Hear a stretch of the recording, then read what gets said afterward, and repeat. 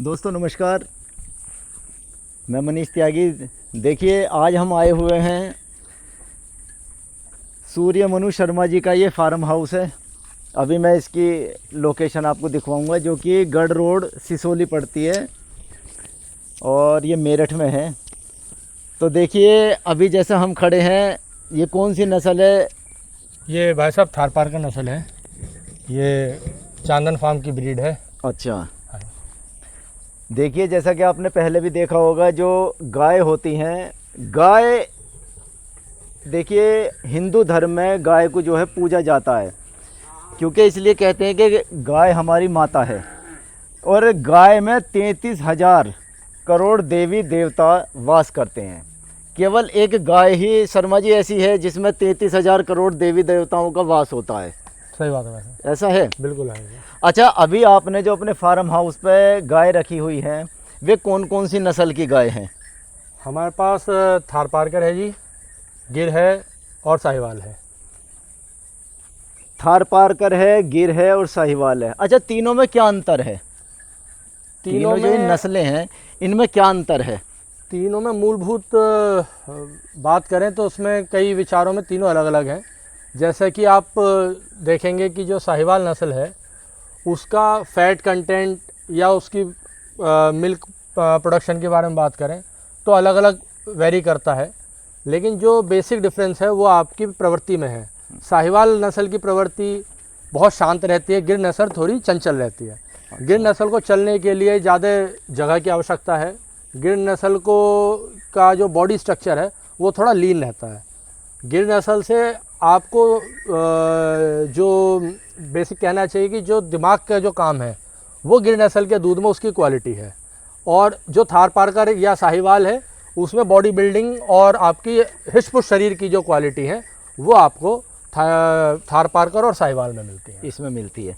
अच्छा, दूध की अगर हम बात करें कि दूध किसका ज़्यादा बढ़िया रहता है, सभी तीनों का, या इनमें भी कोई दूध में भी कुछ अंतर रहता है? नहीं, दूध तो देखिए जो गौ माता का जो दूध है वो तो सबसे निम्न स्तरीय वो है क्वालिटी, मतलब निम्न स्तरीय प्रोडक्ट है जो गाय से हमें मिलता है। बिल्कुल, वो तो सर्वोत्तम है। नहीं, वो सबसे नीचे है। अच्छा, वो सबसे नीचे है। जो दूध है वो तो सबसे वेस्ट चीज़ है। अच्छा, उनमें उससे ऊपर तो गोबर है। अच्छा, गोबर से ऊपर गौमूत्र है।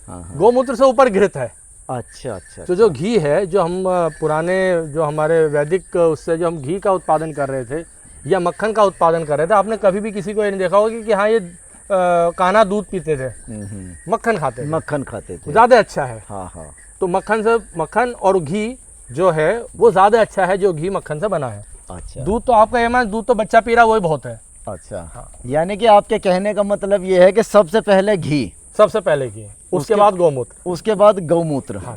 अच्छा, उसके बाद गोबर, उसके बाद गोबर। हाँ। और फिर दूध आता है। अच्छा, फिर दूध आता है। देखिए अभी तक हम जो सोचते थे कि सबसे पहले दूध, क्योंकि देखिए नॉर्मली है क्या, सबसे पहले दूध का ही बताया जाता है, लेकिन चलिए आज हमें पता चला कि सबसे पहले घी।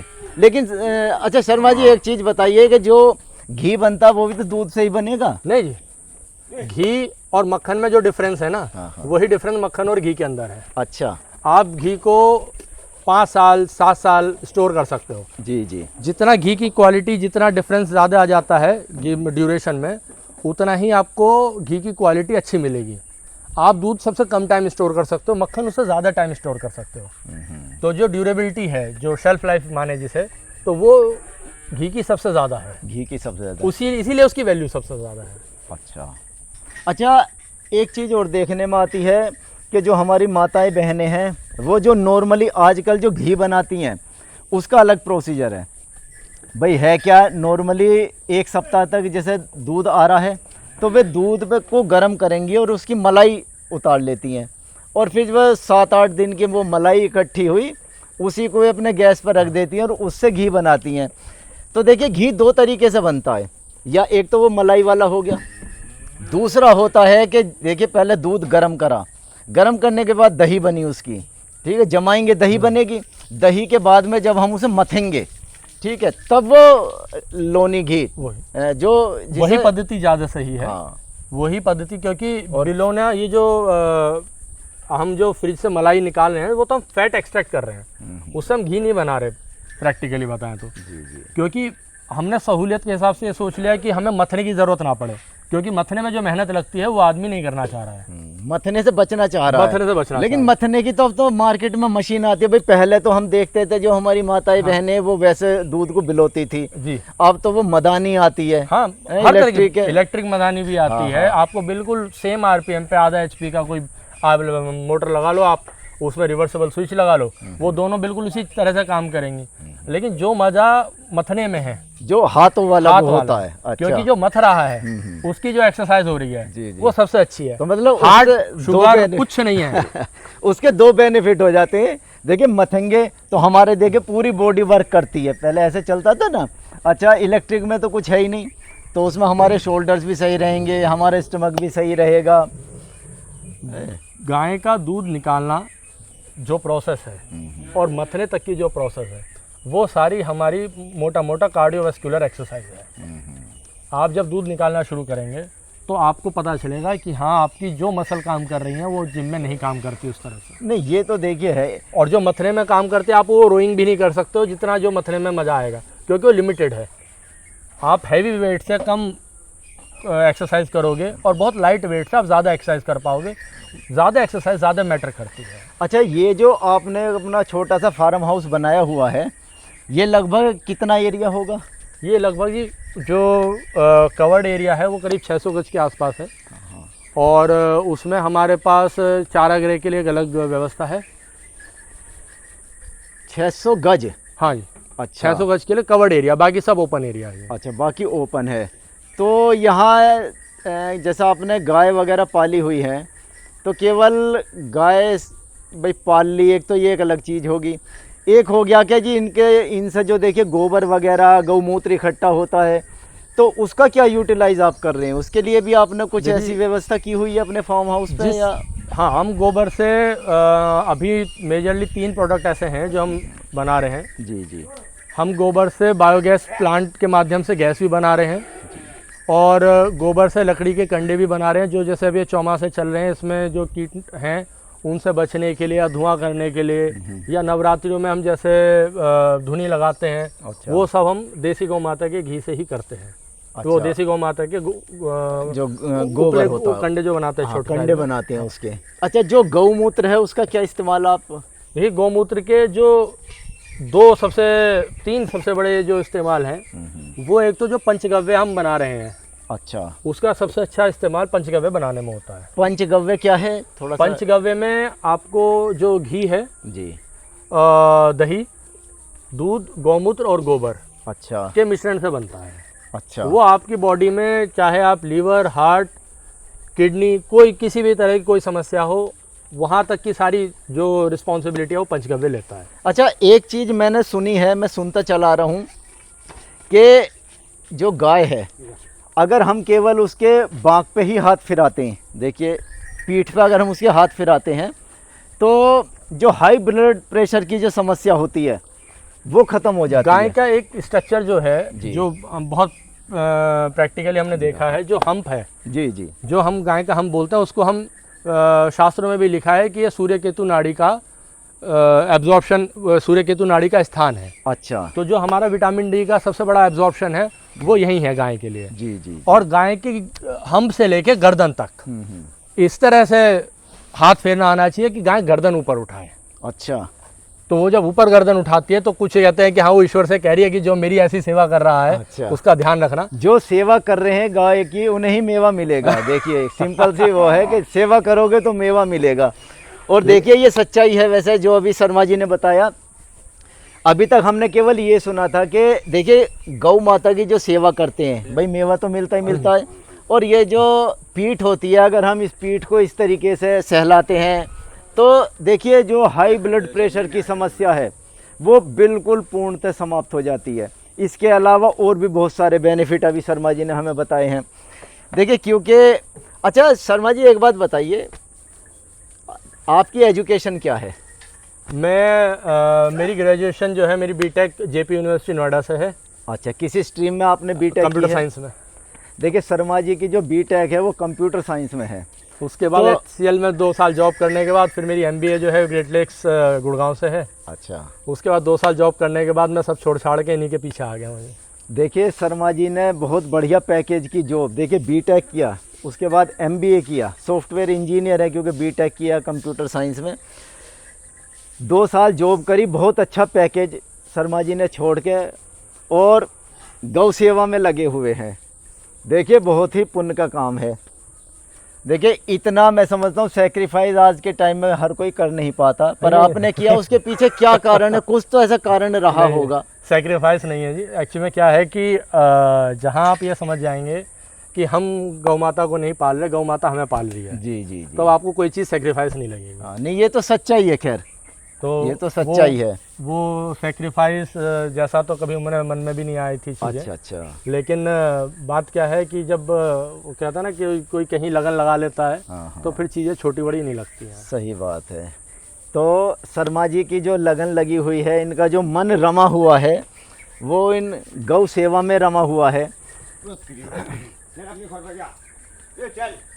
अच्छा शर्मा जी, एक चीज़ और पूछेंगे कि जो हाँ। आपने इनकी जो खाद वगैरह आप बना रहे हैं जैसे गोबर का, जी। तो उसका और थोड़ा सा अगर कहाँ को है, वो किस वो तरीके नीचे से है?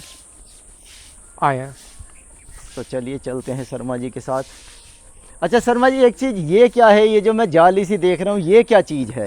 ये जैसे ये- चौमास में या हम क्या करते हैं कि जो शाम के समय मक्खी मच्छर बहुत ज़्यादा आ जाते हैं, तो हम उसकी व्यवस्था को रोकने के लिए हमने ये व्यवस्था की है कि देखिए- इससे अंदर मक्खी मच्छर नहीं आते और गाय सुकून से शाम को सो पाती है। अच्छा अच्छा, ये जो जाली का एक इन्होंने एरिया बनाया हुआ है, ये केवल इसलिए है कि शाम के समय जो भी मक्खी मच्छर वो हमारी गौ माता जो हैं उन्हें परेशान ना करें। देखिए कितना बढ़िया है, कितना बढ़िया एक स्ट्रक्चर इन्होंने तैयार किया हुआ है। देखिए कोई भी चीज़ है क्या एक दिन में नहीं होती है, बहुत समय लगता है, ये एक दिन के काम नहीं होते हैं। अच्छा यहाँ पे, ये जी हमारा सॉलिड वेस्ट है। अच्छा और जैसे जब हमें लगता है कि हाँ हमारे पास सफिशेंट धूप है, जी जी। तो हम उसके लिए उसको फिर बायोगैस प्लांट में डालते हैं। अच्छा ये जो आपने किया हुआ है ये बायोगैस प्लांट है? हाँ जी।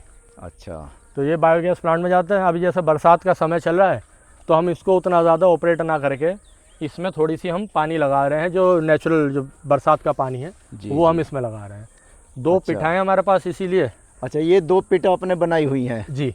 अच्छा अच्छा, तो इनका क्या यूज है? ये इसमें जो स्लरी आती है, अच्छा स्लरी में 2 सबसे बड़ी समस्याएं होती है। उसमें भी सॉलिड वेस्ट एक बहुत सफिशिएंट क्वांटिटी में रहता है। जी जी। उसमें से हम इसको रिफाइन करके इसमें डालते हैं, जो फिल्टर्ड, मतलब इस वेस्ट का आप स्प्रे कर सकते हैं।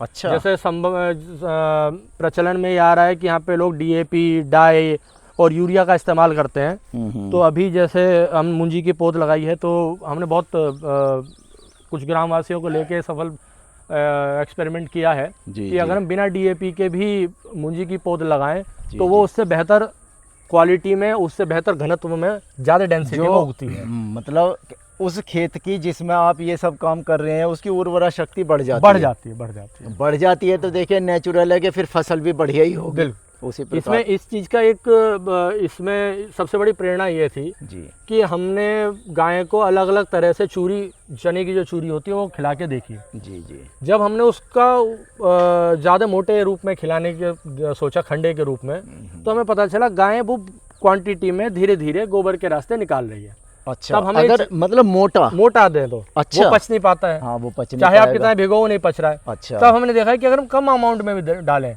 तो गाय के गोबर में अगर आप अच्छा बेसन का वो दे रहे हो, चूरी दे रहे हो, मतलब बेसन तो पतला हो गया, थोड़ा आटा हो गया उसका। हाँ। अगर आप चने का चूरी वो दे रहे हो अच्छी क्वांटिटी में, तो आपके गोबर की उर्वरक क्षमता अपने आप बढ़ जाती है। आपको बाहर से उसमें कोई गौमूत्र के सिवा और कुछ डालने की ज़रूरत नहीं है। अच्छा अच्छा। जैसे बायोगैस के लिए, या हम कभी कभी कहते हैं कि कंपोस्ट में हम एडिशनल बेसन डालना है या डालना है, उसकी कोई ज़रूरत नहीं है। अगर आप गाय को अच्छा खिलाएंगे तो गाय की हर क्वालिटी, चाहे आप गोबर है या गौमूत्र है, हर चीज़ में आपको अच्छा दिखेगा।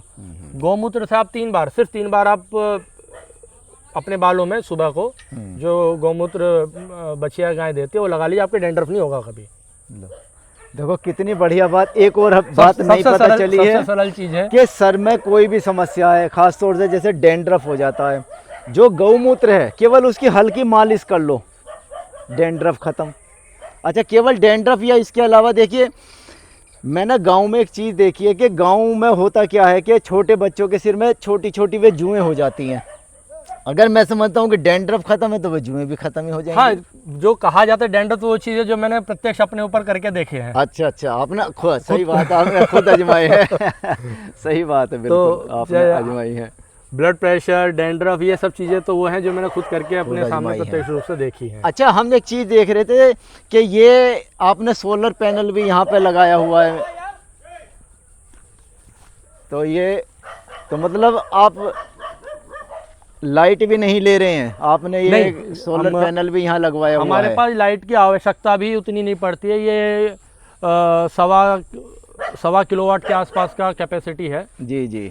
और उस 1.25 किलोवाट की कैपेसिटी में हमारे आराम से 2 पंखे 2 लाइट का काम हो जाता है। अच्छा, ये कितने, 1.25 किलोवाट? हाँ जी। तो इसमें 2 फैन आपके? हाँ, 2 लाइट 2 लाइट, बड़े आराम से इसमें काम चल जाता है। अच्छा, तो ये कितनी देर चला देते हैं? एक बार जैसे बैटरी लगी हुई होगी, चार्ज होगी? हाँ, बैटरी लगी है, चार्ज होगी, और दिन में जब हम इस्तेमाल कर रहे हैं तो बैटरी पूरी चार्ज कर दे रहा है। तो कितना समय चल जाता? पूरी रात चल जाता है आराम से। पूरी रात? हाँ, 4 बजे सुबह 5 बजे तक बड़े आराम से चलता है। मतलब अलग से कोई लाइट वगैरह कुछ उसकी नहीं, ज़रूरत नहीं पड़ती? अच्छा, चलिए जी, बड़ा अच्छा लगा शर्मा जी के पास हम आए, उनके फार्म हाउस पे, और शर्मा जी ने हमें इतना समय दिया, इतना अपना देखिए कीमती समय दिया। शाम का टाइम हो रहा है और जो कि इनके दूध दुहने का समय होता है, अब दूध वगैरह जो दुहते हैं उसका समय हो रहा है। चलिए, हम ज़्यादा समय नहीं लेंगे, और शर्मा जी को बहुत बहुत धन्यवाद। ठीक है शर्मा जी, बहुत बहुत धन्यवाद आपका, आपने हमें इतना समय दिया। बहुत बहुत धन्यवाद। ठीक है, नमस्ते।